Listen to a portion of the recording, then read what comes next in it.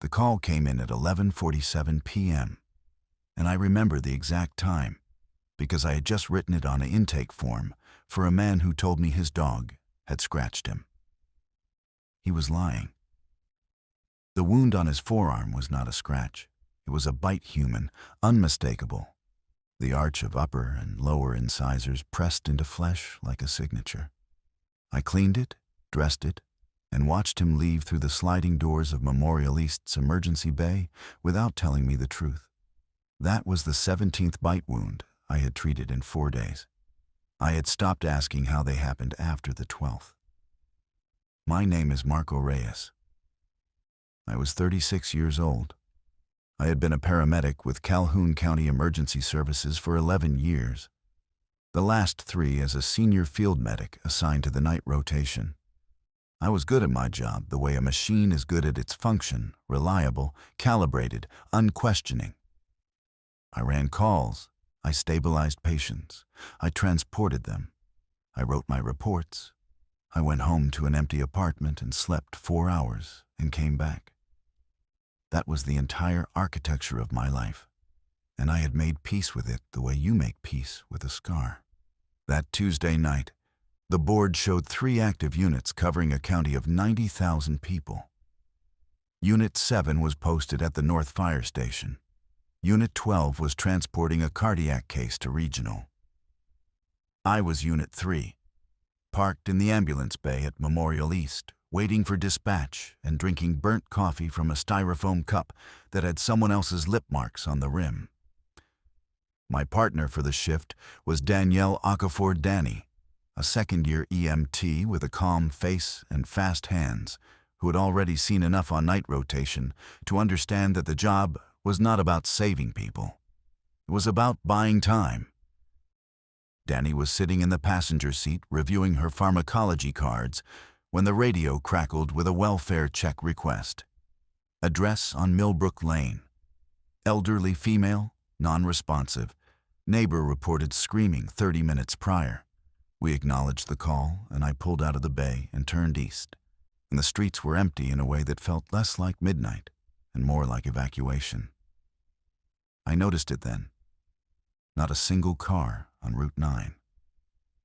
The gas station at the Millbrook intersection was lit but unmanned. The door propped open, a mop bucket overturned in the entrance. Danny noticed too. She stopped flipping cards and sat up straighter and looked at the sidewalks, the way you look at water when someone tells you there are things underneath. We arrived at the address. Single-story ranch, porch light on, front door 6 inches open. I grabbed the jump bag. Danny grabbed the monitor. We approached the way we had been trained. Announce, assess, enter. I called out. No response. I pushed the door wide, and the smell hit us both at the same time. And Danny turned her head and pressed her sleeve against her nose. It was not decomposition. I knew that smell. This was different. Metallic and warm, like a room where someone had been butchering meat with the windows sealed. The living room was destroyed. Furniture overturned, a ceramic lamp shattered across the carpet. A lazy boy recliner dragged 3 feet from the wall with a smeared trail behind it. I followed the trail with my flashlight to the hallway and found the elderly woman on the floor outside her bathroom. She was conscious. Her nightgown was soaked red from a wound on her shoulder so deep I could see the white of clavicle. I knelt beside her. Her eyes found mine.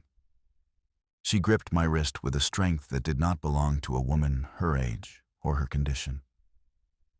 "He was wrong," she said. "He was wrong in his eyes."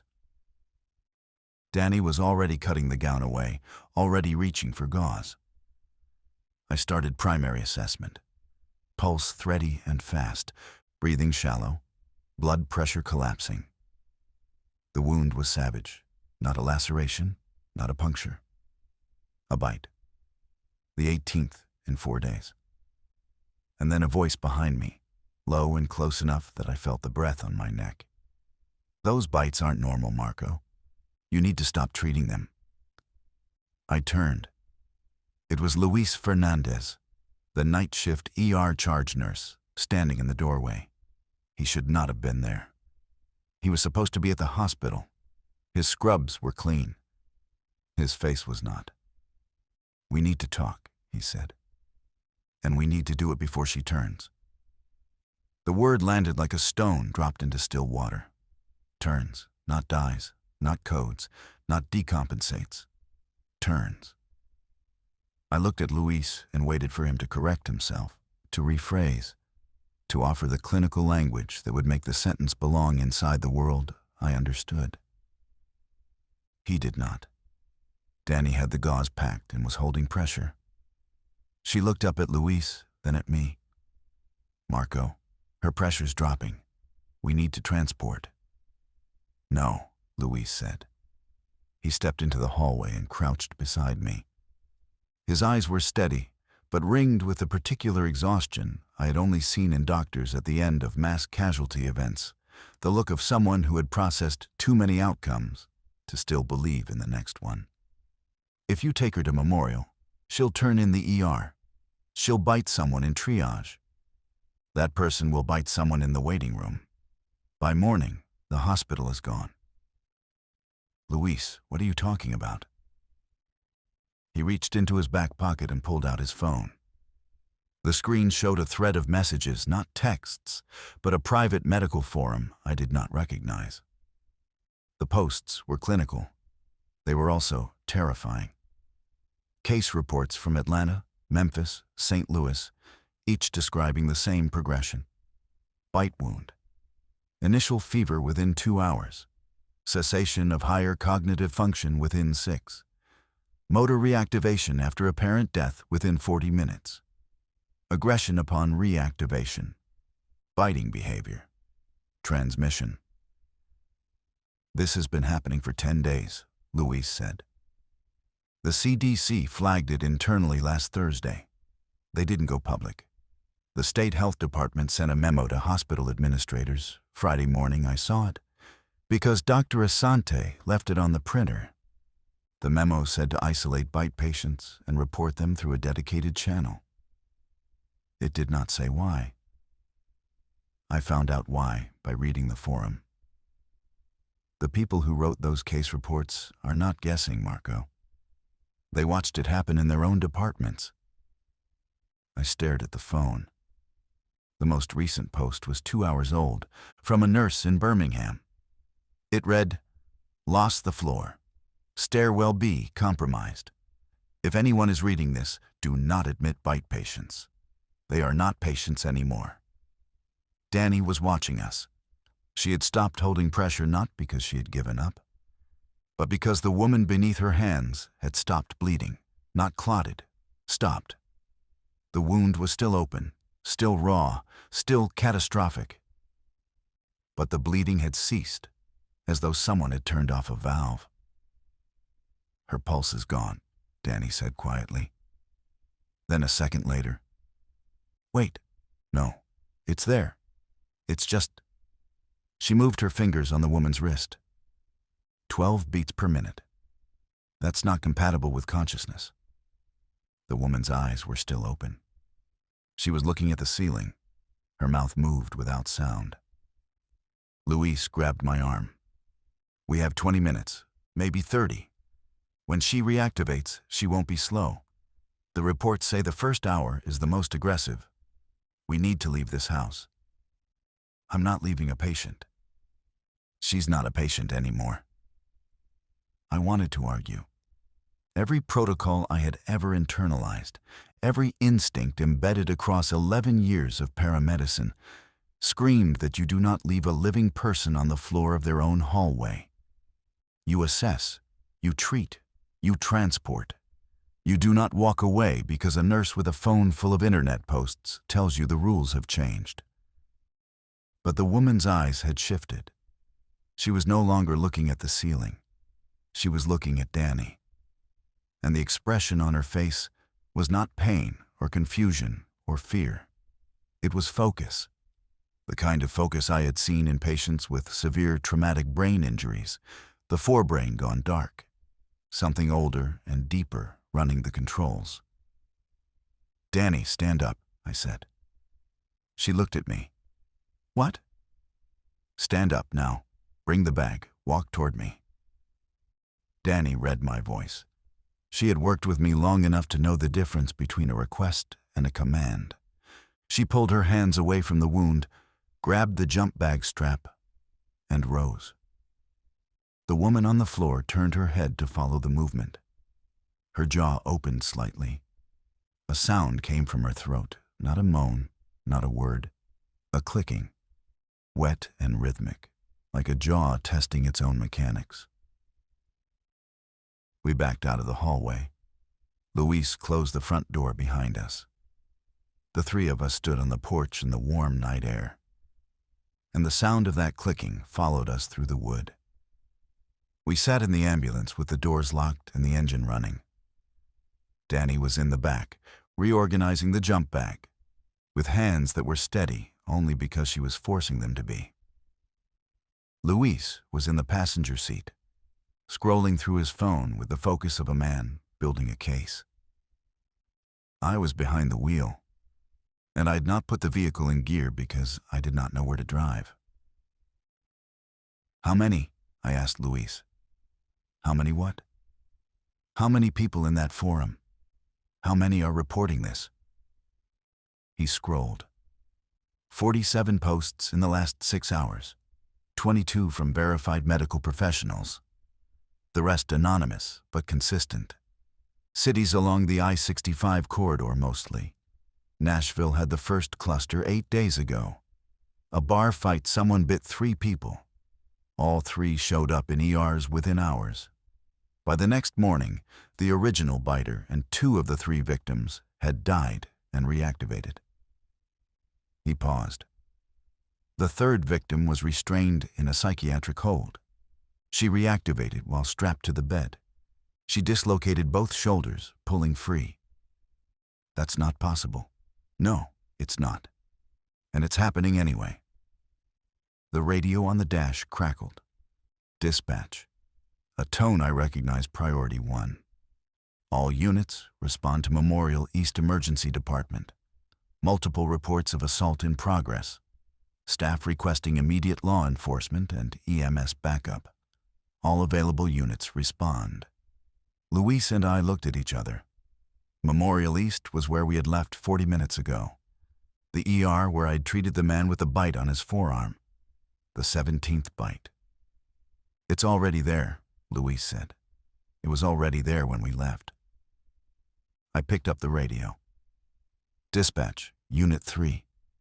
Can you clarify the nature of the assault at Memorial East?" Static. Then, "Unit 3, we are receiving multiple calls. Callers report patients attacking staff. At least 4 injured. CCPD en route. ETA 12 minutes. 4 injured, in the emergency room, where the bitten man had walked out through the sliding doors, where nurses and techs and residents were working a routine Tuesday overnight, where the waiting room held maybe 15 people at any given time during the night shift, each one a potential contact. Danny's voice came from behind me. "Marco, are we going?" The question was not logistical. It was moral. She was asking me whether we were still paramedics or whether we were something else. Now something without a title, operating inside a reality that had not been named yet.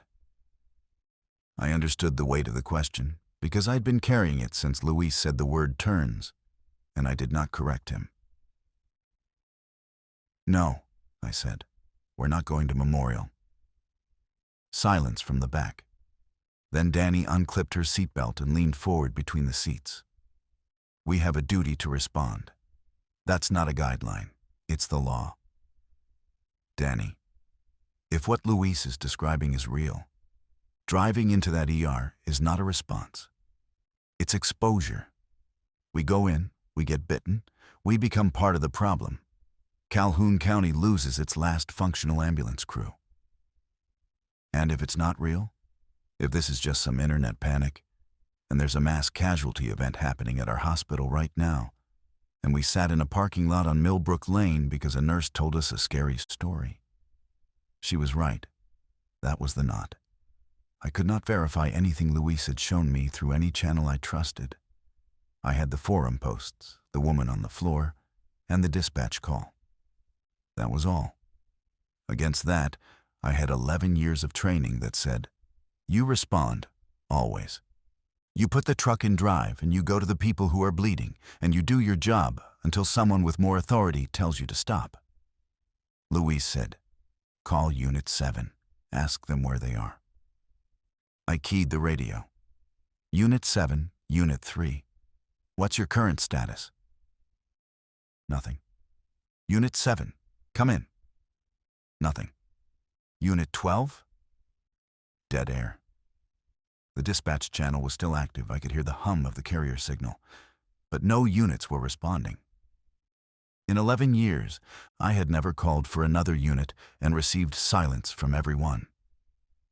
I put the ambulance in drive. But I did not turn toward Memorial East. I turned south toward the county line, and Danny did not stop me. The first roadblock appeared 3 miles south of town, and it was not official. Someone had parked a livestock trailer across both lanes of Route 14 and left the cab doors open. The headlights were still on, cutting 2 weak beams into the pine trees on the shoulder. I stopped the ambulance 50 yards back and killed our lights. Stay here, I told Danny. Luis was already scanning the tree line through the passenger window. You're not going out there alone, Danny said. I'm not going out there at all. I'm looking. I took the spotlight mounted on the dash and swept it across the trailer. The livestock gate was down. Whatever had been inside cattle, probably based on the size, was gone. The ground around the trailer was churned mud, and in the mud I could see footprints, boots, bare feet, something that dragged. Luis pointed. Driver's side of the cab, on the ground. I moved the spotlight. A man was lying face down on the asphalt, one arm extended toward the tree line as though he had been crawling. He was not moving. His shirt was torn open across his back, and even from 50 yards, the wounds were visible, multiple, irregular, overlapping. Not one bite, several. We can go around, I said. Shoulders wide enough on the east side. Marco. Danny's voice was careful. If he's alive. He's not. You can't know that from here. Yes, I can. I had seen enough dead bodies in 11 years to recognize the stillness. Living people are never truly motionless. There is always a micro-tremor, a respiratory shift, the faint hydraulic pulse of blood moving under skin. This man had none of it. He had the absolute stillness of a system that had powered down completely. I eased the ambulance onto the shoulder, and we crawled past the trailer with 2 wheels in the grass. As we passed the cab, Luis looked down at the body, and then looked away quickly, which told me he had seen something in the man's posture or face that confirmed what we both feared. We drove another mile in silence before Danny spoke from the back. Where are we going? County Fire Station on Barker Road. It's unstaffed overnight, but the bay is reinforced and it has a landline. We can try to reach someone with actual authority. And then what? I did not answer because I did not have one. The training I relied on was a script written for a world that still existed 12 hours ago. Mass casualty incident, establish triage, call for mutual aid, transport critical patients. Active shooter, stage at a safe distance, wait for law enforcement to secure the scene. Hazardous materials, identify the substance, establish a hot zone, decontaminate. Every emergency I had ever responded to came with a protocol tree, a decision matrix, a chain of command that terminated at someone who knew more than I did. There was no protocol tree for this. There was no one above me in a chain of command. There was just the three of us in an ambulance on a dark road in a county that had gone quiet. The Barker Road station appeared around a bend, a single-bay cinder block building with a gravel lot and a flagpole. I pulled in and backed the ambulance into the bay, and Danny jumped out and hit the manual release to lower the bay door behind us. The metal rattled down on its tracks and sealed with a sound that should have felt safe, but instead felt like a lid closing. Inside, the station was clean and cold. 2 desks, a kitchenette, a cot in the back room, a wall-mounted phone, and a radio console that served as the backup dispatch point for the southern half of the county. Luis went straight to the radio console and started scanning frequencies. Danny found the landline and dialed 911. I stood in the middle of the room and took inventory of what we had. 1 ambulance, fully stocked, 2 paramedic-level drug kits, a cardiac monitor, oxygen, splints and bandages, saline bags, a stretcher, none of it designed for what was coming. Danny hung up the phone. "All circuits busy. I can't get through." Luis pulled off his headphones. "Every frequency I'm hitting is either dead or someone screaming." The first survivor arrived at 2:14 a.m. She came on foot, walking up Barker Road in bedroom slippers and a quilted jacket, carrying a boy who could not have been older than 3. Danny saw her through the window and had the side door open before I could assess the risk. That was Danny's flaw, if you could call mercy a flaw. She saw a woman carrying a child, and her body responded before her judgment could intervene. The woman's name was Priya Chandrasekaran. She was a veterinarian with a practice on the east side of town. The boy was her son, Cal. She had been home when her neighbor came to her door at midnight, bleeding from a wound on his hand, asking for help because the hospital line was busy. She had cleaned and bandaged the wound. 30 minutes later, she heard sounds from her guest bathroom where she had left him resting. She took Cal from his crib and went out the back door without looking at what was making those sounds. She'd been walking for an hour. I checked them both. No wounds, no fever, clear eyes, coherent speech.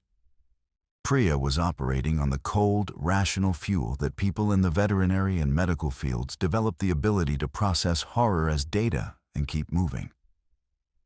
"I know what this is," she said, sitting at the desk with Cal asleep against her chest. "Behaviorally, at least. I've seen something like it in rabies cases. The aggression, the biting, the loss of higher function. But rabies doesn't progress in hours. This is something else. Something faster." Luis nodded. "The forum posts mention a 48-hour incubation window that's been compressing. Early cases took a full day. Now it's down to 3 or 4 hours from bite to turn." "Accelerating mutation," Priya said. "Or it's not a single pathogen. Could be a prion viral hybrid, something that hits the nervous system fast enough to co-opt motor function before the immune system even mounts a response." She paused. "I have no way to confirm any of that without a lab." I was listening, but I was also watching the road through the window. A second figure had appeared at the edge of our perimeter, the gravel lot's boundary where it met the tree line. This figure was not walking toward us. It was standing still, facing the station, head tilted at an angle that no conscious person would choose. The posture was wrong. The body was upright, but distributed incorrectly. Weight shifted too far forward. Arms slightly behind the torso, as though the musculature had been reconfigured for a different kind of movement. "Danny," I said quietly, "kill the interior lights." She looked at me. Then she looked at the window. She turned off the lights without a word. We stood in the dark and watched the figure. It did not move for a full minute. Then it took a single step forward, then another. Each step was deliberate, testing, as though the legs were tools it was still learning to operate. It crossed the gravel lot in this halting way and stopped 10 feet from the bay door. I could hear it now through the metal, that same clicking sound from the woman's hallway. Jaw mechanics, testing, opening, closing. The wet percussion of teeth meeting teeth. Cal stirred against Priya's chest and made a small sound. The figure outside snapped its head toward the bay door. The clicking accelerated. It pressed itself against the metal and began to push. Not pound, not strike. Push. A steady, grinding pressure, as though it understood that the obstacle was not alive and therefore did not need to be bitten. It needed to be moved. The bay doors rated for wind load, not sustained force, I whispered to Luis. It'll hold for now. But if there are more... There will be more, Luis said. They orient toward sound. That's in the reports. I looked at the 4 people in this room. A nurse, an EMT, a veterinarian, a sleeping child, and me, the last paramedic on duty in Calhoun County, standing in a fire station with no fire engine, no weapons, and no protocol for what was pressing itself against our door. By 3 a.m., there were 6 of them outside. I knew because Luis had counted the distinct clicking patterns. And his musician's ear, he played bass in a church worship band. A detail I had never thought would matter, could differentiate between them by rhythm and pitch. 6 individuals, spread around the building, each pressing or standing or pacing. None of them had tried the windows yet. None had found the side door. Their method seemed to be persistence, not ingenuity. They did not problem solve. They applied pressure and waited for structure to fail. I was in the back room with the cot, taking inventory of what the station offered beyond our ambulance supplies. The answer was grim. A first aid kit with bandages and ibuprofen, a fire extinguisher, 2 flashlights, a toolbox with a claw hammer, screwdrivers, a box cutter, and a socket wrench set. A 5-gallon jug of water, a vending machine with 8 bags of chips and 12 candy bars. That was the total caloric reserve for 5 people. Danny found me staring at the vending machine. I counted the saline bags in the truck, she said. 14 liters. That's drinking water in a pinch, sterile at least. And we have the glucose solutions D50, enough for a few doses if someone's sugar crashes. You're doing triage math on our own supplies. Someone has to. You're doing the other thing. She meant the staring, the internal calculation that was not about resources, but about time. How long we could sustain. How long before the 6 became 60. How long before the building failed. I keep thinking about the ER, I said. Everyone on shift tonight. Rena at the triage desk. Dr. Wen, the respiratory tech whose name I can never remember. Tom, Danny said. Tom Castillo. Tom Castillo? They're either dead or they're what's outside our door. Danny sat on the cot. She was 24 years old. She had been an EMT for 20 months. She had chosen this career because her younger brother had an asthma attack at 12. And the paramedic who responded had been calm and competent and had made the terror smaller. And Danny wanted to be that person for someone else. She had told me this during our first shift together. Now she was sitting in a fire station surrounded by things that used to be people. And the career she had chosen to help others was the reason she was here instead of home. I'm sorry, I said. For what? For turning south instead of going to Memorial. For making that decision for both of us. She looked at me for a long time. You made the right call, Marco. If we'd gone to Memorial, we'd be dead. You know that. I know that one possible outcome of going to Memorial was death. I also know that another possible outcome was that we helped people. I chose my own survival over that possibility, and I used your life as justification. That's not what happened. That's exactly what happened. I just did it fast enough that it felt like leadership. From the main room, Luis called out softly. The one at the bay door stopped pushing. They're all quiet. I moved to the window. He was right.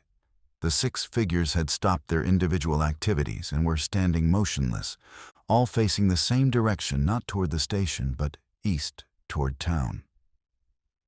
As though they had received a signal I could not hear. One by one, they began to move. Not toward us, away, east. Walking in that halting, relearning gait, spaced apart but synchronized in direction. Within 5 minutes, the gravel lot was empty. "What just happened?" Danny asked. "Something louder," Priya said from the desk, where she'd been watching with Cal still asleep on her shoulder. "Something in town just became louder than us." I looked east. The sky above town had changed. It was 3:22 a.m., and there was an orange glow on the horizon that had not been there an hour ago. Something was burning. Something large enough to pull the attention of every reactivated body in our vicinity. The station was clear, for now. And I understood with sickening clarity that our survival had been purchased by someone else's catastrophe. At dawn, I made a decision that violated everything I had been trained to believe. I locked the ambulance drug cabinet and removed the key from the ring and put it in my boot. The narcotics, fentanyl, morphine, midazolam, were the most valuable resources we possessed. Not for treating patients. There were no patients anymore. Valuable because in a world without infrastructure, chemical control of pain and consciousness becomes currency, weapon, and mercy all at once. I did not tell Danny what I had done. I did not tell anyone. Luis was asleep on the floor behind the dispatch desk, using his rolled-up jacket as a pillow. Priya was awake, nursing Cal from a bottle she had prepared with our sterile water and a packet of powdered formula she had been carrying in her jacket pocket. She caught me watching her and said, without looking up, "I grabbed 4 packets when I left the house. This is the last one. We'll figure it out." "No, we won't. There is no formula at this fire station. There is no formula at any store I can safely reach. My son will be hungry in 4 hours, and there will be nothing I can give him." Her voice did not break. It was flat and factual. The voice of a professional who had delivered bad prognosis to pet owners and understood that grief lands harder when you delay it. "So when you say we'll figure it out, what you mean is I don't have a plan yet. Say that instead. I can work with honesty." She was right. I sat down across from her and said, "I don't have a plan yet." "Better. Now let me tell you what I observed while everyone slept." She shifted Cal to her other arm. The 6 that were outside did not behave like rabid animals. Rabid animals are reactive. They respond to immediate stimuli without pattern. These things coordinated. They all faced the same direction at the same time and moved in the same bearing. That suggests networked stimulus response. Pheromonal, auditory, or something else entirely. But it means they're not independent agents. They're a system. This reframed everything. A system could be predicted. It could also be manipulated. "The clicking," I said. "Luis said they make that jaw sound constantly. Could that be communication? Could be echolocation. Could be involuntary motor discharge. Could be both." She finished feeding Cal and held him against her shoulder. "What I know is this. They are drawn to sound. They can be redirected by louder sound. And they operate as a collective when density is sufficient. That gives us levers." Danny emerged from the back room, where she had slept on the cot for 3 hours. She looked worse than when she had lain down, not rested but haunted, as though sleep had given her mind permission to process what wakefulness had been holding at bay. She poured water from the jug into a paper cup and drank it without speaking. "Danny," I said, "we need to make a supply run." "Where?" "Caldwell's Pharmacy is 1.5 miles east. It's a standalone building with a steel security door and barred windows. If it hasn't been breached, it'll have formula, water, first aid supplies, food. The front section is basically a convenience store." 1.5 miles toward town, toward the fire. The fire was structural. It'll have burned down by now. And the cluster that left here went east, which means they were drawn past Caldwell's, not to it. Danny looked at me with an expression I'd not seen from her before. It was assessment. She was evaluating me the way I evaluated scene safety, measuring risk against necessity, trying to determine if the person in front of her was making a rational calculation or a desperate one.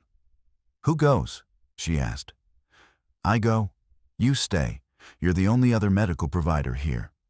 If something happens to me, Priya and Cal still have you.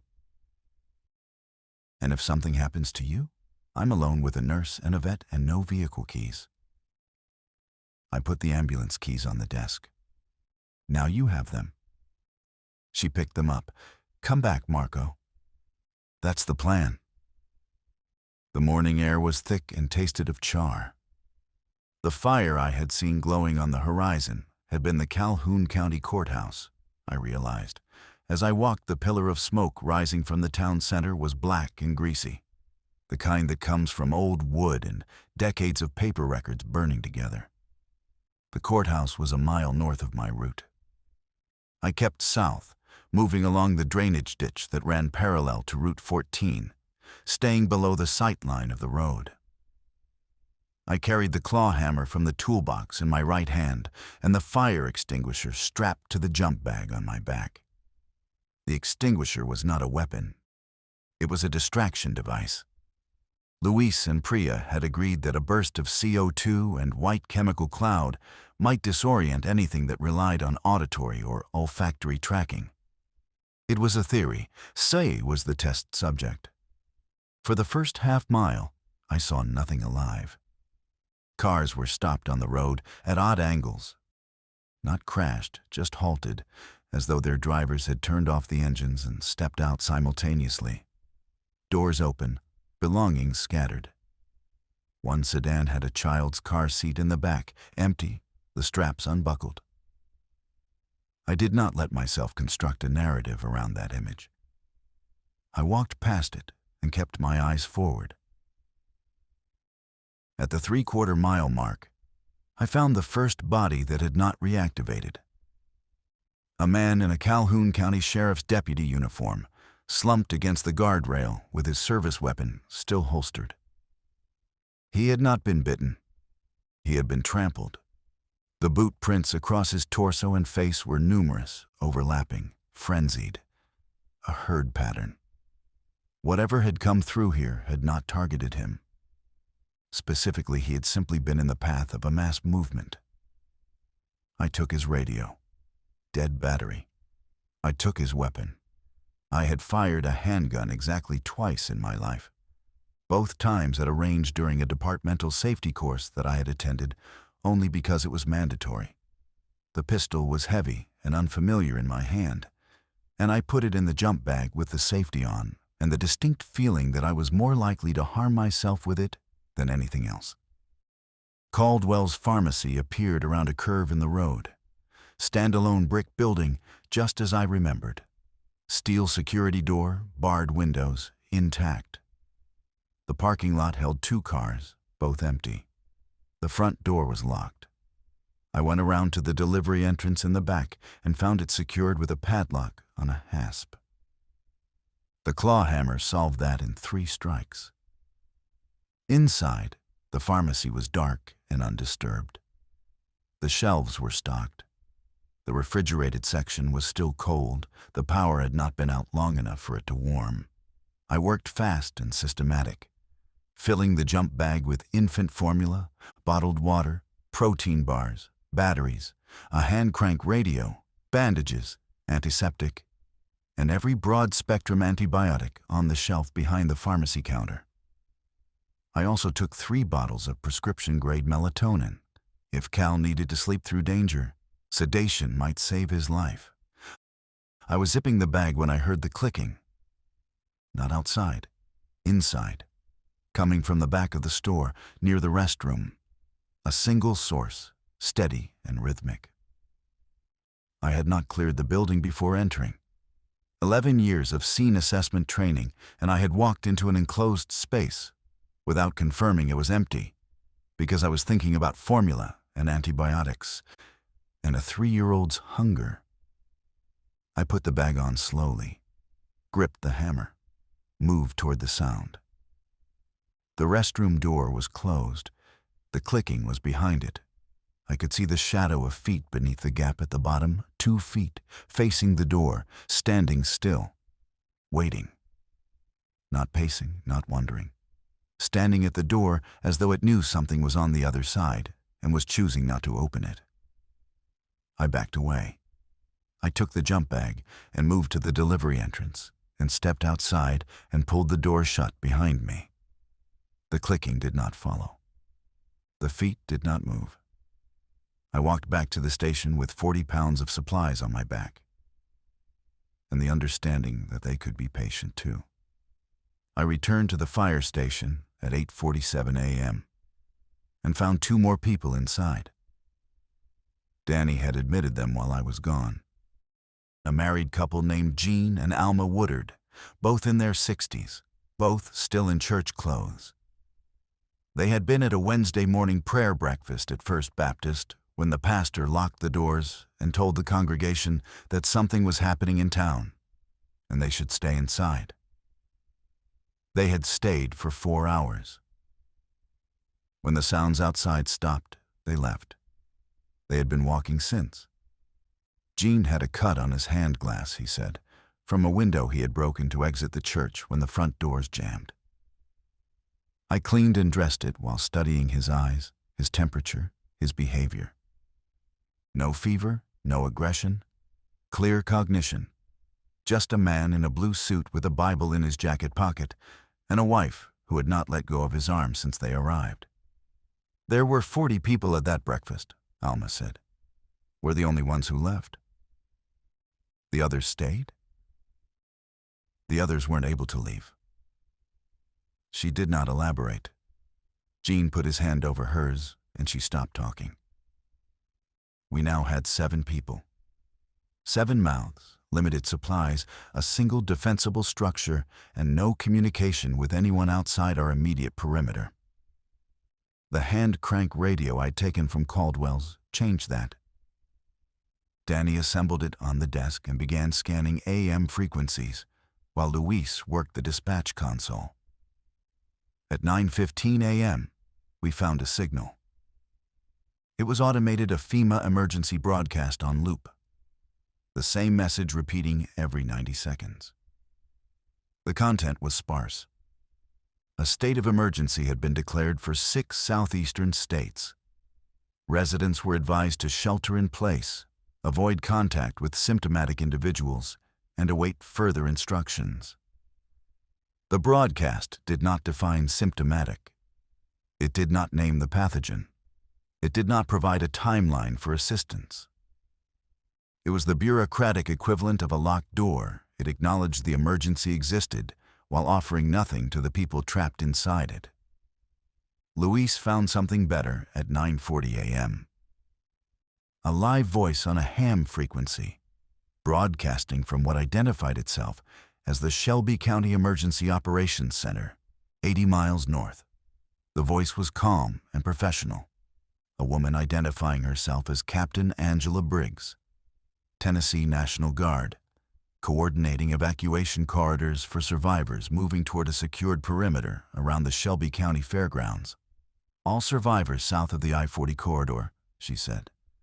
We are establishing safe passage along Highway 64 West. Military escort convoys departing the Route 64 staging area at 0600 and 1800 daily. Bring only what you can carry. Do not approach individuals displaying aggressive or non-responsive behavior. Do not attempt to transport bite victims. I repeat, do not transport bite victims. There it was, official confirmation. Not from an internet forum, not from a nurse with a phone. From the National Guard, on an open frequency, using language that acknowledged the reality without naming it. Do not transport bite victims. The sentence was an admission that the bitten were no longer casualties. They were vectors. And every paramedic, every EMT, every nurse and doctor who had followed protocol and treated them had accelerated the collapse. I sat down heavily. Danny was looking at me. 80 miles, she said. Highway 64 is accessible from Route 14 north. If we take the ambulance, we could make it in under 2 hours. If the roads are clear. If the roads are clear. Priya was holding Cal, who was drinking formula from a bottle Danny had prepared. The roads will not be clear, she said. Every survivor in the region just heard that same broadcast. The routes to that staging area will be clogged within hours, and every clogged road becomes a feeding corridor. Sound, movement, density, everything that draws them. Gene Woodard cleared his throat. He had been silent since Alma stopped talking. My truck is at the church, he said. 3/4 ton, 4-wheel drive, brush guard on the front. I know every back road in this county. I've been hunting these woods for 40 years. I can get us to Highway 64 without touching a paved road. Everyone looked at me. Because I was the paramedic. Because I had the training and the title and the perceived authority. Because in the absence of real leadership, people will always turn to the person wearing the uniform. Show me the route, I said. Gene Woodard drew the route on the back of a fire inspection form with a pencil stub from the desk drawer. His lines were confident, a man who carried topography in his memory the way I carried drug dosages. The route avoided every major road and threaded through a network of logging trails, hunting access roads, and unpaved county maintenance paths that connected the southern edge of Calhoun County to the Highway 64 corridor across the Shelby County line. 18 miles this way instead of 12 on the highway, Gene said. But we won't see a traffic jam. Might not see a soul. Might not see a living one, Louise added. Might not, Gene agreed, without flinching. The plan was simple. Danny and I would take the ambulance. It had the fuel, the medical supplies, and the communications equipment. Gene would retrieve his truck from First Baptist 3/4 of a mile north and meet us at the intersection of Barker Road and the first logging trail. Priya and Cal would ride with Gene and Alma. Luis would ride in the ambulance. I did not like splitting up. Every survival calculation I had ever run in 11 years of emergency medicine said the same thing. Fragmentation kills. Groups survive. Individuals get picked off. But the ambulance could not navigate logging trails, and Gene's truck could not carry 7 people plus supplies. We needed both vehicles. Gene left at 10:15 a.m. He took the claw hammer and moved with the easy silence of a man who had spent decades walking through woods where noise meant losing the deer. Alma watched him go from the window with the expression of a woman who had said goodbye to her husband before he left for a hunt 1,000 times and had never once worried, and was now worried for the first time. He was back in 40 minutes, the blue Ford F250 rumbling up Barker Road with the brush guard gleaming in the mid-morning sun. He had blood on his sleeve.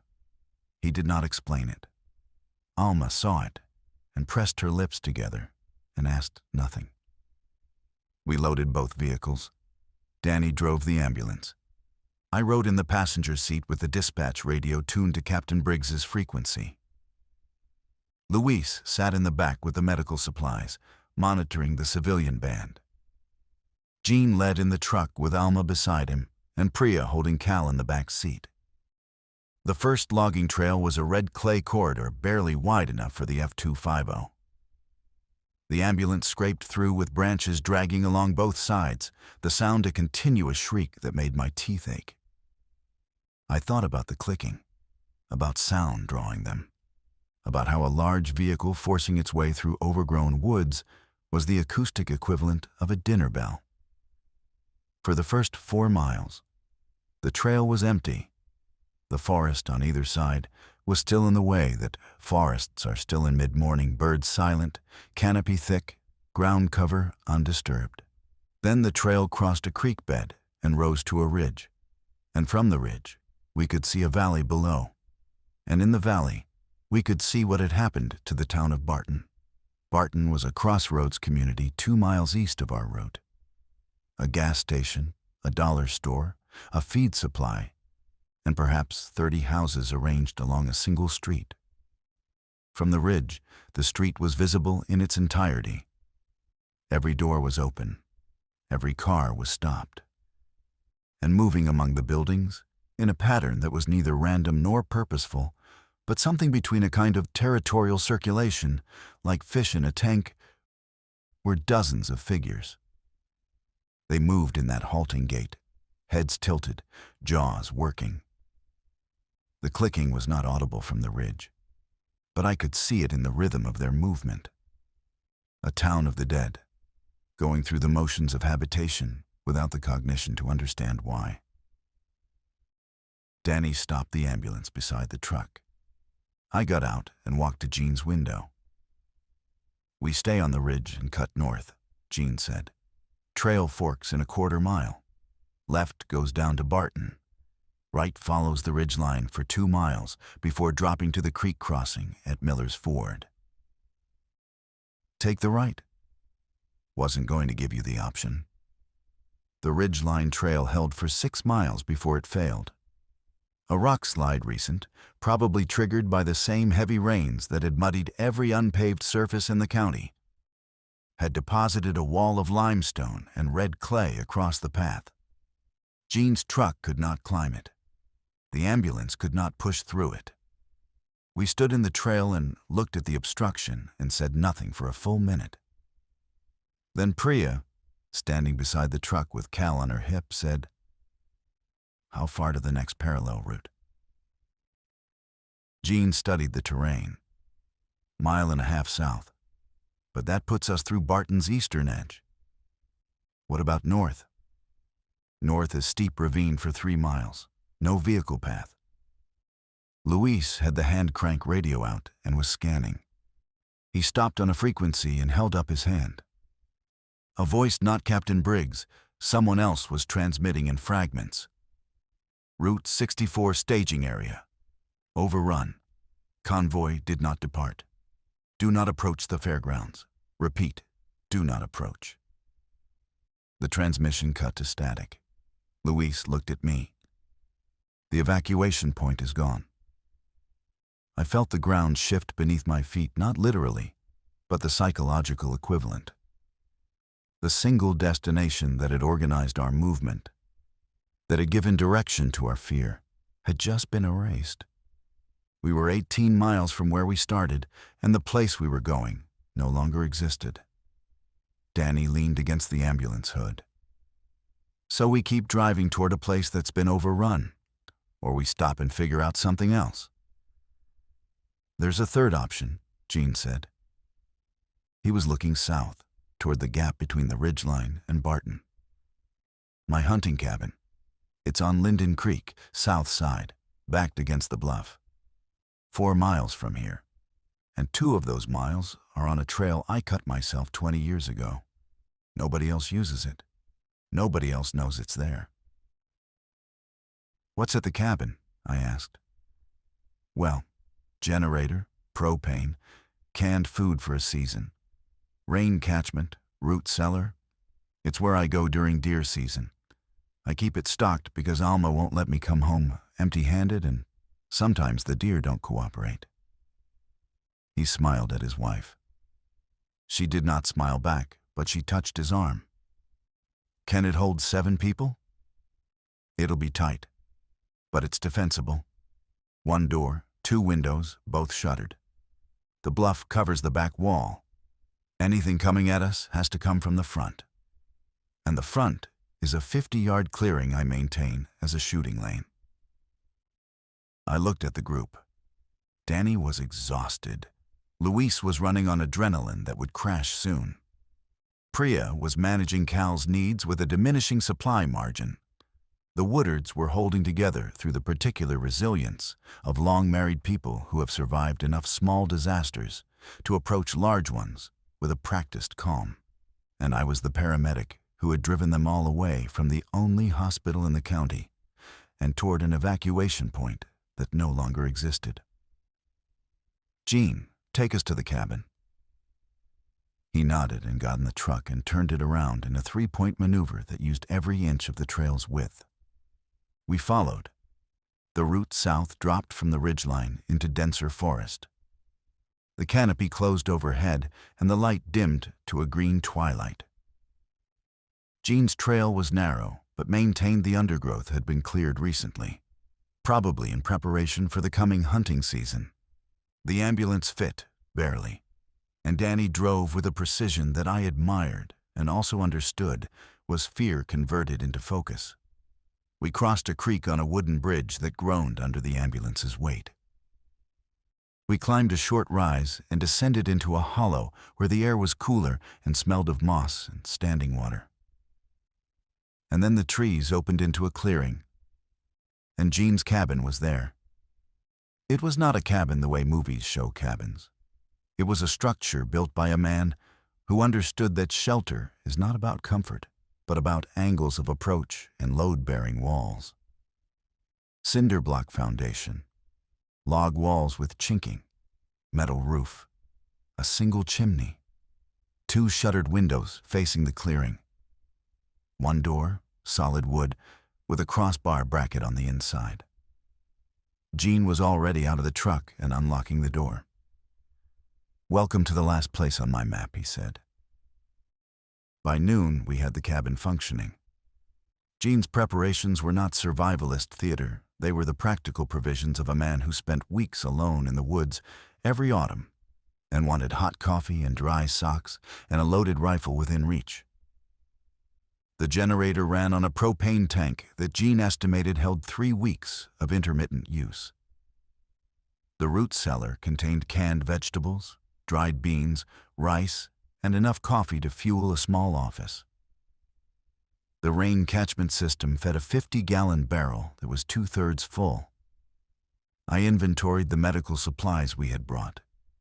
14 liters of saline, 2 drug kits with analgesics, sedatives, and cardiac medications, bandages, antiseptic, suture kits, the antibiotics from Caldwell's, the formula for Cal. It was a field hospital's worth of supplies for a population of 7, and it would last as long as no one got hurt. A condition that I knew, from 11 years of experience, was temporary by definition. Luis rigged the hand-crank radio to the cabin's small solar panel, a modification Gene had installed for charging his phone during hunting trips. The panel gave us enough power to monitor frequencies without cranking constantly. We listened. The channels were a landscape of fragmented desperation. Transmissions from survivors in attics, basements, locked cars. Pleas for help with coordinates that meant nothing without responders to answer them.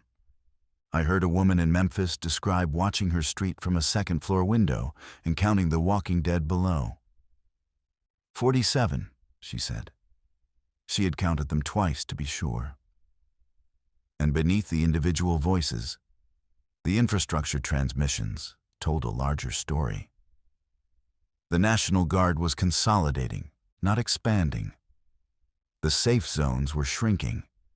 The perimeter around Nashville had been breached from the south. Atlanta was silent. The federal response was focused on containment, not rescue. The language of the broadcasts made this clear. They were drawing lines on maps and writing off everything outside those lines. We were outside every line. At 2 p.m., a transmission came through that stopped all conversation in the cabin. It was on the civilian band Tron, close within 10 miles, based on signal strength. A man's voice, strained but controlled. "This is Dr. Aaron Cole, broadcasting from Calhoun County Medical Examiner's Office. I have 17 survivors, including 6 children. We are barricaded on the 2nd floor. Ground floor is compromised. We have water for approximately 2 days. No food, no medical supplies. If anyone can hear this, we need extraction. I am transmitting our coordinates." He read them. I plotted them on Gene's topographic map.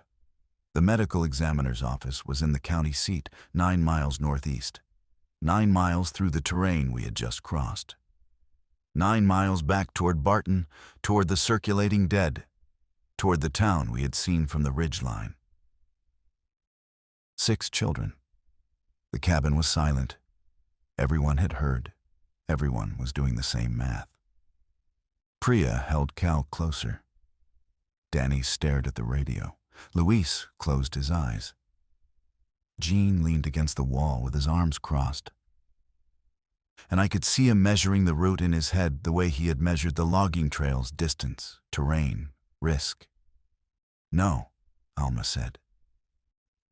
It was the first word she had spoken in hours, and it was not a suggestion. It was a declaration. "Gene, no, you are not driving back into that." "I wasn't going to volunteer," Gene said quietly. But his eyes were on me, and I knew what the look meant. He was waiting for me to be the one who said it, because I was the paramedic, and the request had come from a doctor, and the professional chain of obligation ran through me like a current. 17 people, Danny said. 6 kids. "We can't save everyone," Luis said. "We couldn't save the people at Memorial. We couldn't save the people on the radio last night. There is a limit to what 7 people in a hunting cabin can do." "The limit," I said, "is what we decide it is." I did not say we were going. I did not say we weren't.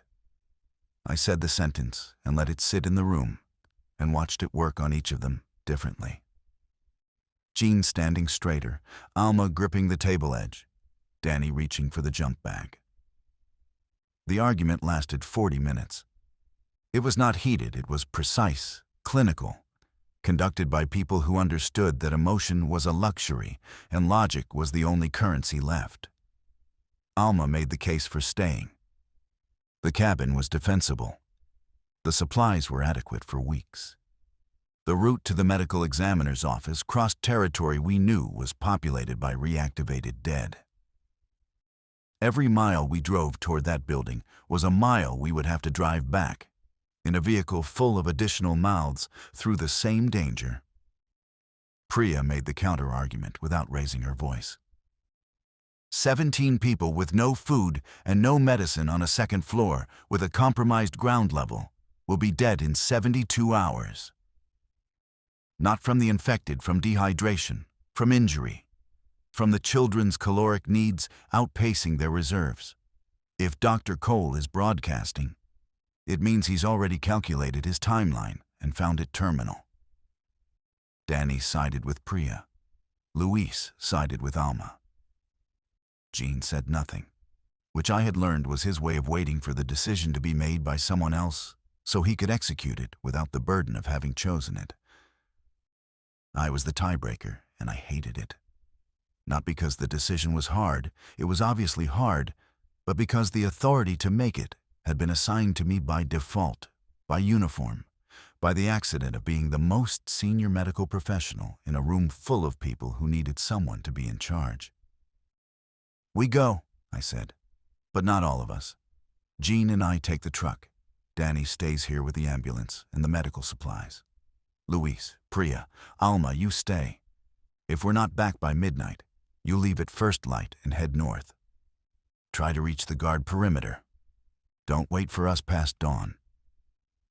Danny objected. "You need medical support on the road." "I need medical support alive at the cabin more.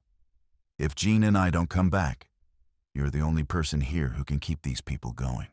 She wanted to argue further, I saw it in the set of her jaw, the way her weight shifted forward. But she was also a professional, and she recognized the triage logic, even as she resented it. Gene was already loading the truck.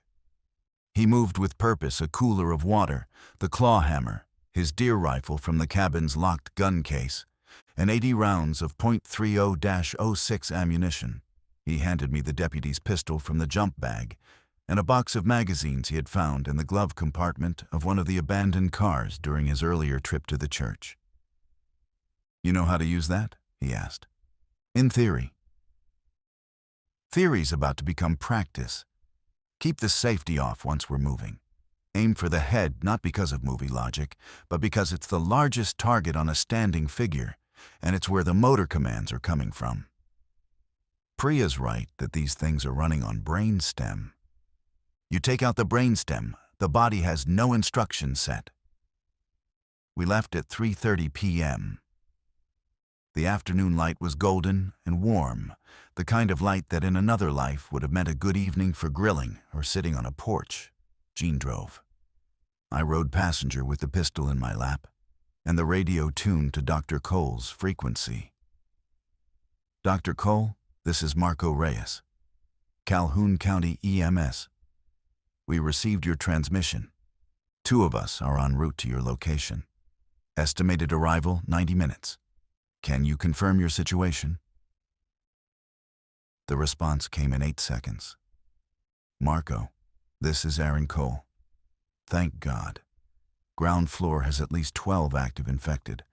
Stairwell door is barricaded, but they've been pushing since last night. We have 3 injured, 1 critical 8-year-old and 9-year-old with a lacerated femoral artery that I've been managing with direct pressure for 6 hours. I cannot maintain hemostasis much longer. Please hurry. A 9-year-old with a femoral bleed. Survivable with surgical intervention. Fatal without it in a timeline measured in hours, not days."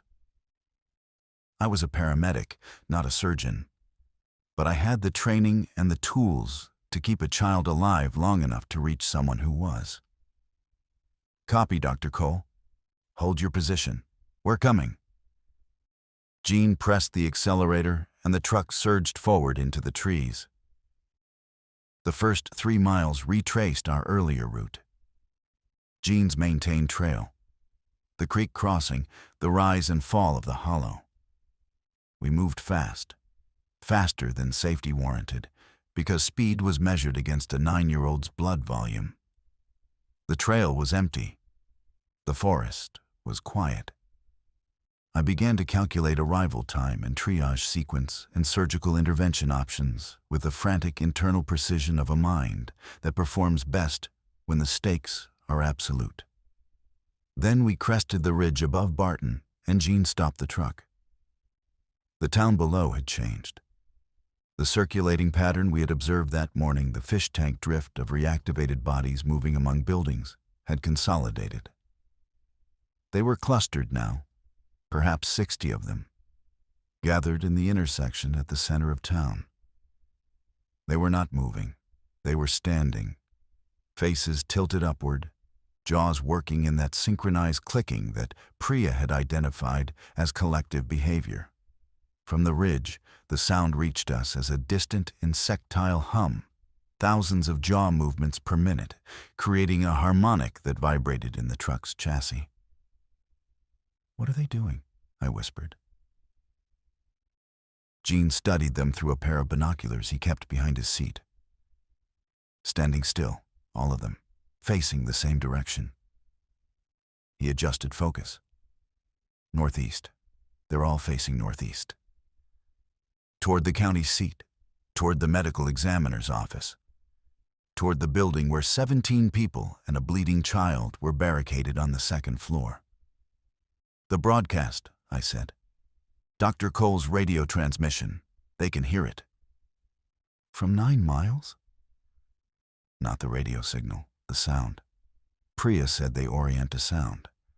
If Dr. Cole has been broadcasting on a loop, and if the people in that building are talking, moving, existing, the collective is orienting toward the largest source of human activity in the area."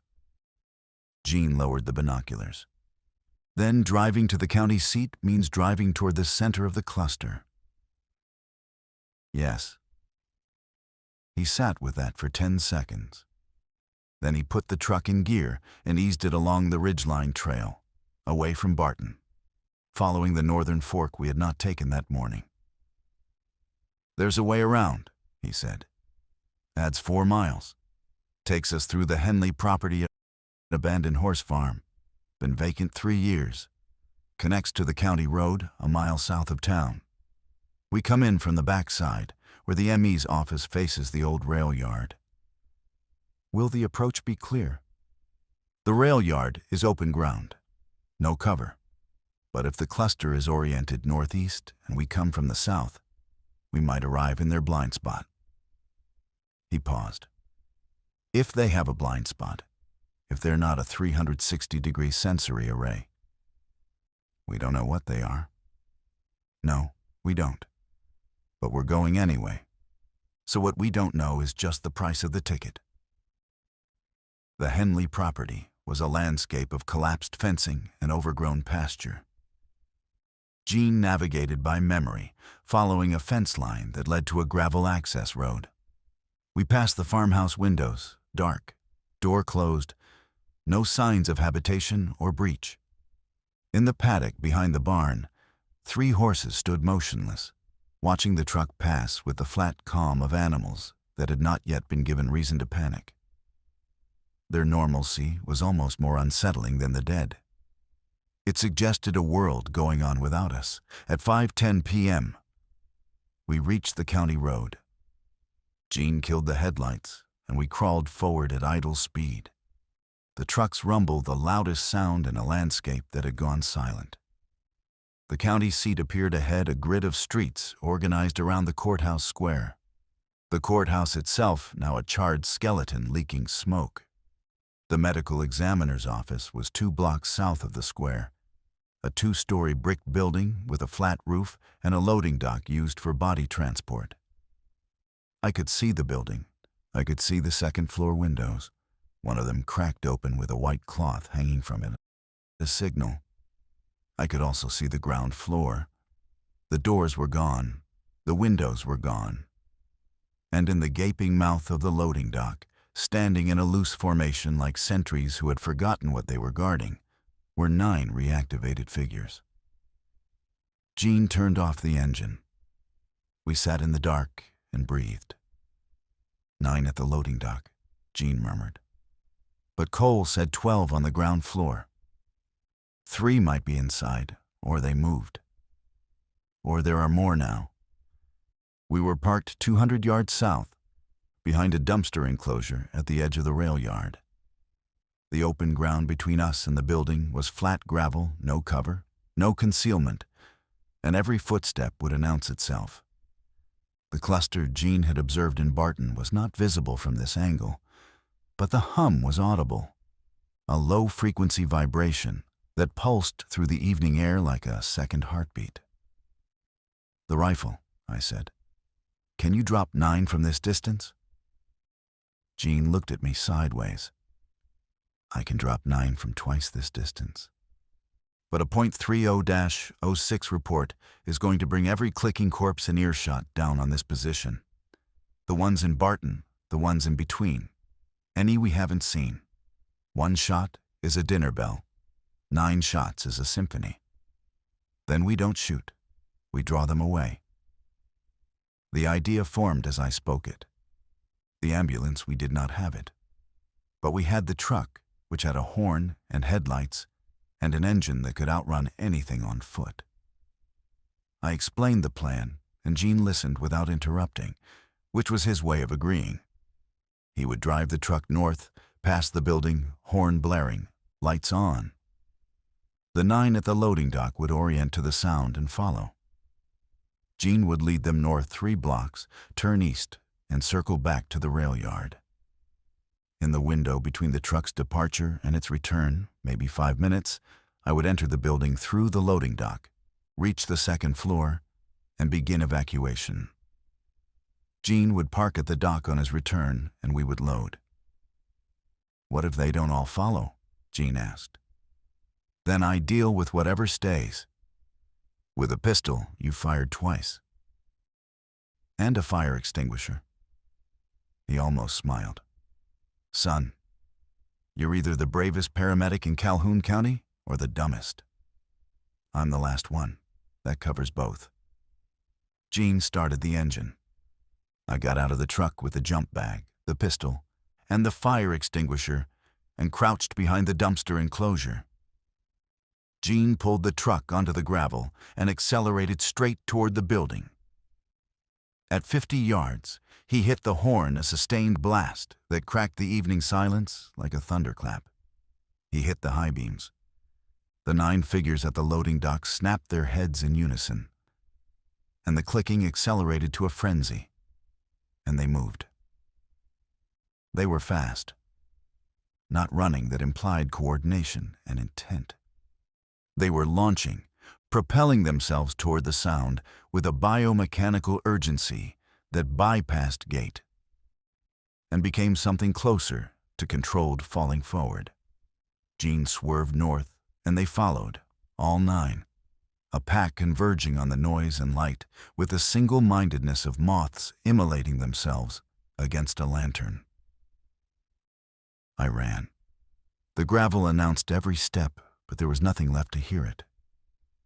I reached the loading dock and vaulted onto the platform and entered the building through the stripped doorframe and found myself in the ground floor receiving area. 2 autopsy tables, stainless steel overturned, fluorescent lights hanging from severed wires. The floor was slick with fluids I chose not to identify.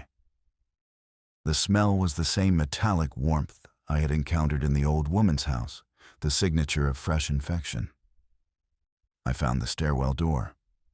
It was barricaded from the inside with filing cabinets and a desk. I pounded on it. Dr. Cole, Marco Reyes, Calhoun County EMS. I'm at the stairwell door. Sounds on the other side, scraping, shifting. The barricade moved. The door opened 6 inches, and a face appeared, male, mid-50s, glasses cracked, eyes carrying the specific desperation of a man who had been responsible for too many lives, with too few resources, for too many hours. How many came with you? He asked. 1. He's leading the ground floor infected north. We have maybe 4 minutes. Then help me move this desk. We have to get the children down first. I had treated mass casualty events before. A bus rollover on Route 9 3 years ago, 14 patients, 4 critical. A gas explosion at the elementary school, 22 patients, 2 dead on scene. I understood the mechanics of rapid triage. Assess, categorize, prioritize, move. What I had never done was triage in a building where the threat was not structural or chemical, but ambulatory and hungry. The second floor of the medical examiner's office had been converted into a survival space through desperate improvisation. Dr. Cole and his group had barricaded the windows with filing cabinets, established a water source from the bathroom tap still running on municipal pressure that would fail soon, and organized themselves into watches. The 17 survivors were arranged along the walls of a large conference room. 6 children, ages 3 to 11, 4 women, 5 men, Dr. Cole, and a teenage girl named Maria, who had been managing the children with a quiet authority that I recognized as the competence of an eldest sibling in a large family. The critical patient was in the corner. A boy named Ellis, 9 years old, lying on a table with his right leg elevated on stacked law books. Dr. Cole had managed the femoral laceration with direct pressure and a makeshift tourniquet fashioned from a belt and a wooden ruler. The tourniquet was effective but had been applied for over 7 hours. The limb below it was pale and cool. I had a window of perhaps another 2 hours before the tissue damage became irreversible and amputation became the only option. I need to reassess and potentially reposition the tourniquet, I told Dr. Cole, but not here. We need to move everyone to the truck first. Can Ellis be transported? If you maintain the tourniquet, yes. But he can't walk. Someone carries him. I'll carry him. Last out. You lead the group down the stairs. The loading dock is clear, and my partner is circling back with the vehicle. I checked my watch. 2 minutes since Jean had drawn the infected north. We had the time, but only if we moved without hesitation. Dr. Cole organized the evacuation with the efficiency of a man who had been running scenarios in his head for 24 hours. Children first, paired with adults. Maria took the 2 youngest, a 3-year-old girl and a 4-year-old boy, one on each hip. She moved down the stairs without a sound, her feet finding each step by touch in the dim stairwell. The other adults followed, each paired with a child or with each other. I stayed with Ellis. He was conscious, his face gray-white with pain and blood loss, but his eyes were alert. Hey, buddy, I'm Marco. I'm a paramedic. I'm going to pick you up and carry you downstairs, okay? Is it going to hurt? Yes, I'm not going to lie to you. But it's going to be fast, and when we get to the truck, I've got medicine that will help. Okay? He said it the way children say okay, when they have decided to trust an adult completely, without reservation, with a faith that landed on me like a physical weight. I lifted him. He clenched his jaw, and a sound escaped through his teeth, but he did not scream. I descended the stairs with his head against my shoulder, and his blood warm through my shirt. The ground floor was still clear. The loading dock was empty. And pulling into the rail yard, headlights cutting through the dusk, was Jean's truck. He had looped wide. The horn was silent now. The infected had followed him 3 blocks north, and he had outpaced them on the return, but they were coming back. I could hear the clicking distant, diffuse, but moving closer. The hum from Barton's cluster was louder now too. The harmonic thickening as though more voices had joined the chorus. We loaded the truck. 17 people, including 6 children, into and onto a 3/4-ton pickup. Adults in the bed, children in the cab, Ellis across the back seat with his leg elevated. It was not safe. It was not adequate. It was what we had. Jean was behind the wheel before the last person climbed into the bed. Hold on to each other, I told them, and do not make a sound. The drive back was the longest 90 minutes of my life, and I've responded to calls where I performed CPR for 40 minutes straight on a child who did not survive. Distance is not just measured in miles when you are traveling through territory that wants to consume you. It is measured in heartbeats, in the intervals between sounds, in the number of times you exhale and wait to see if the next breath draws attention. Jean drove without headlights. The moon was waxing gibbous enough light to distinguish trail from forest, not enough to see detail. The truck held the road through memory and instinct. Jean's hands moved the wheel in micro-corrections that anticipated ruts and curves before they arrived. Beside me in the cab, Maria held Ellis's hand while I monitored his pulse and managed the tourniquet. His heart rate was elevated but steady. His consciousness flickered but held. He would survive the transport. Whether he would keep the leg was a question for a surgeon who might not exist anymore. In the truck bed, 17 people rode in silence. I could see them through the rear window, adults arranged along the sides, children pressed between them, every face turned outward, watching the trees. They had been surviving in a building for 30 hours. Now they were in the open, in the dark, moving through the world that had tried to end them. And the vulnerability of that exposure showed in every rigid posture and white-knuckled grip on the truck's rail. We skirted Barton by 2 miles, following the Northern Ridge Trail. The cluster in the town was still visible as a dark mass in the intersection, still facing northeast, still humming. They did not react to our passage.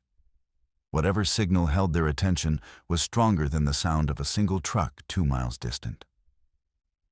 At the Henley property, one of the horses was dead. It lay in the paddock, its throat opened, and standing over it were 2 reactivated figures, locals, by their clothing, farmers or hands, feeding on the carcass with a mechanical efficiency that I had not expected. They ate. The dead ate.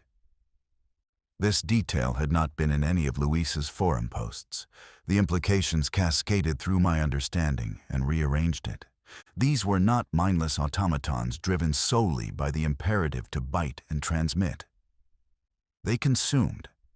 They had metabolic needs.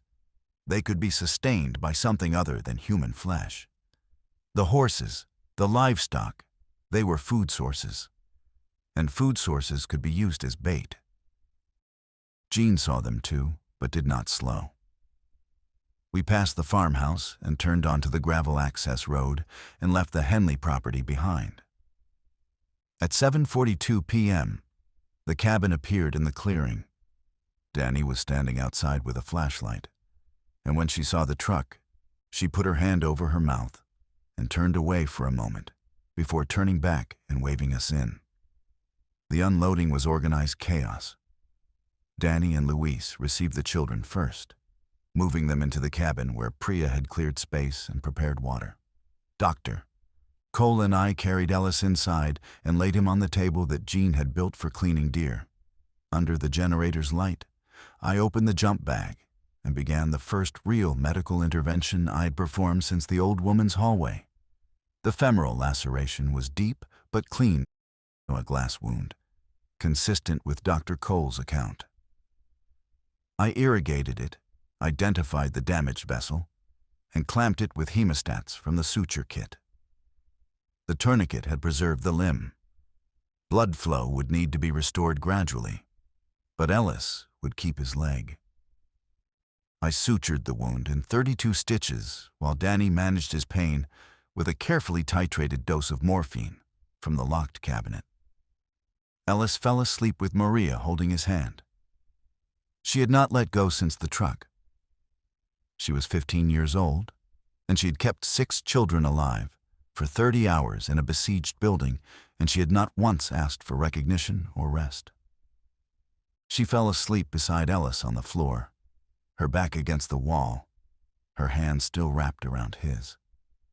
24 people in a hunting cabin built for one. Jean looked at the room and then looked at me.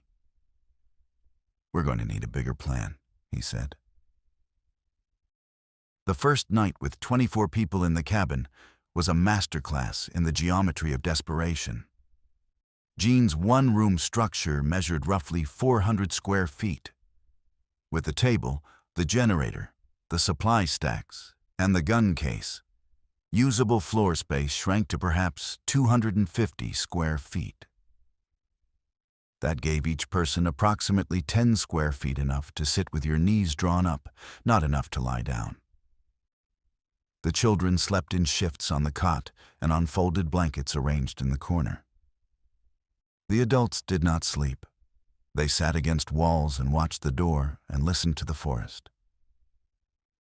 I stayed awake through the night, monitoring Ellis every 30 minutes and managing the water distribution. We had enough for 2 days at strict rationing, half a liter per person per day, which was a dehydration timeline, not a hydration plan. The canned food would stretch further, but protein was already a concern for the children and for Priya, who was nursing Cal on reserves that were visibly depleting. At midnight, Dr. Cole sat beside me on the porch. We kept the door cracked for ventilation, and the night air carried the sound of the forest doing what forests do in the dark: owls, insects, the creak of branches. Normal sounds. Sounds that belong to the world as it was supposed to be. "You didn't have to come," Cole said. "You broadcast on an open channel. I had a vehicle and a driver and a bag full of medical supplies. The math wasn't complicated. The math was impossible. You had a secure location, adequate supplies, and a small group. Coming to get us risked all of that. You didn't calculate. You decided. He was right, and the distinction mattered. Calculation is the province of triage.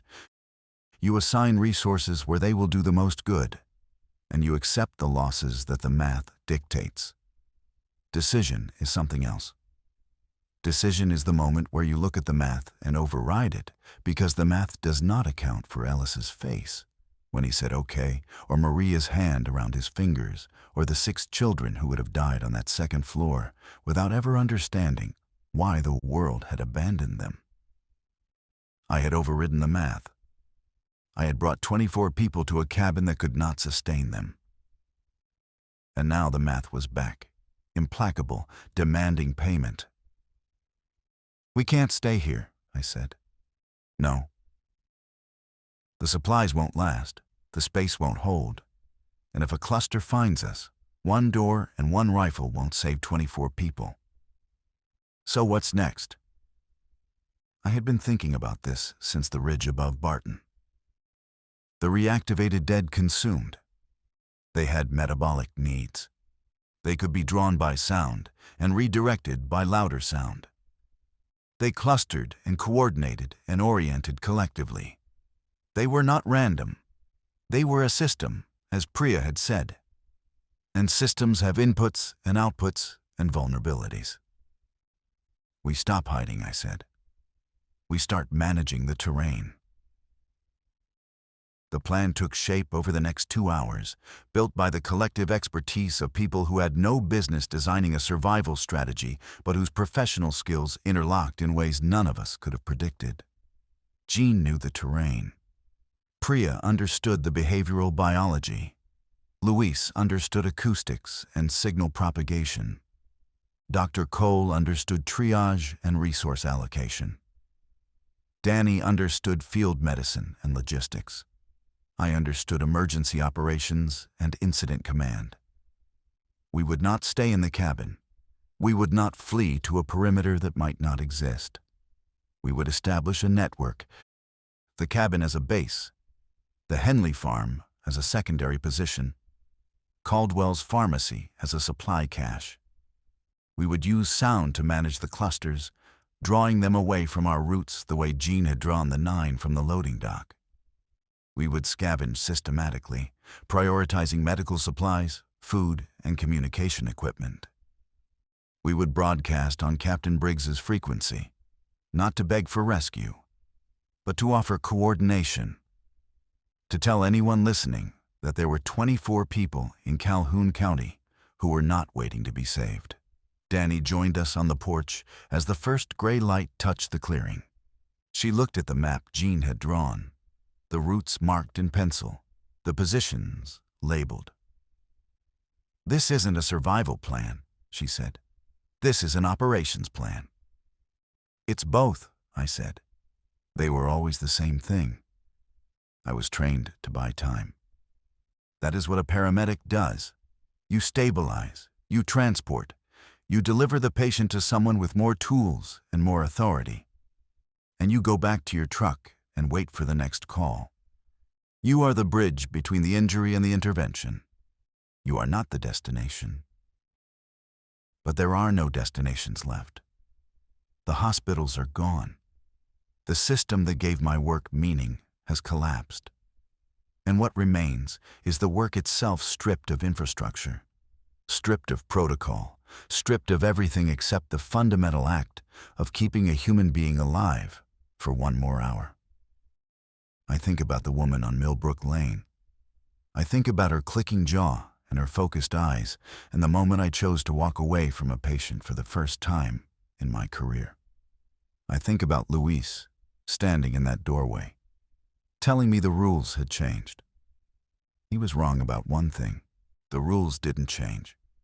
They revealed what they had always been underneath the paperwork and the protocols and the chain of command.